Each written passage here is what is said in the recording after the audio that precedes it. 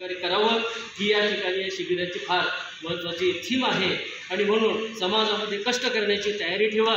तेरे हरी पलंगावरी या म्हणीप्रमाणे आज आपल्याला काही मिळणार नाही, संघर्ष ठेवा। सर्वांगीण विकास करायचा असेल तर ध्येय निश्चित करा, शिक्षणाकडे लक्ष द्या। गाडगे बाबांचं तुम्हाला सर्वांना परिपत्रक मिळालेलं असेल की 1956चा शेवटचं त्यांचं कीर्तन होतं की जेवणाचं ताट मोडा, हातावर भाकरी खा, आपल्या कपडे जास्त भारी घेऊ नका, परंतु आपल्या मुलांना शाळेमध्ये पाठवा। वृद्धाश्रमाची संख्या आज वाढत आहे। आज एकीकडे आमचे डॉक्टर परदेशात जात आहे, परंतु त्यांच्याच आईवडील वृद्धाश्रमामध्ये जीवन जगत आहे आणि शेवटी त्यांच्या अंतिम इच्छेला, अंतिम संस्काराला सुद्धा ते येऊ शकत नाही। ही या समाजाची, या राष्ट्राची, या राज्याची आपली ही शोकांतिका आहे।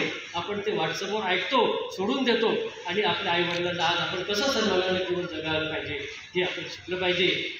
उच्च विकसित होऊन चालणार नाही तर या समाजाला सुद्धा पुढे घेऊन चालावं ही बाबासाहेबांची इच्छा होती आणि ती त्यांनी पूर्ण करण्याचा प्रयत्न केलेला आहे। आणि म्हणून बाबासाहेबांनी नेहमी म्हटलं की मला शिकलेल्या लोकांपासून जास्त भीती वाटते, म्हणून बाबासाहेबांनी सांगितलं की शिका आणि संघटित व्हा, आईवडिलांची सेवा करा। जो कोणी आईवडिलांची सेवा करत नसेल त्यांना गुरुस्थानी माना। अशा प्रकारचे हे वातावरण आहे। या ठिकाणी भरपूर सांगण्यासारखं